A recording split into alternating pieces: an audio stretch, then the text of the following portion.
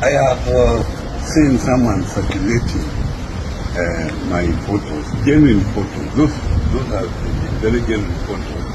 I don't know why someone will waste time trying to circulate them, but it's unfortunate. Wherever I took those photos, they leaked it to the press. Those are very decent photos, and I don't know the interest that people have when you have taken a photo with that laptop.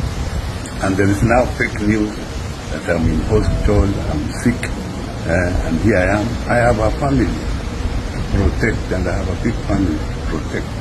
So those sending out fake news should stop. Here I am. I'm able to speak. I have no problem.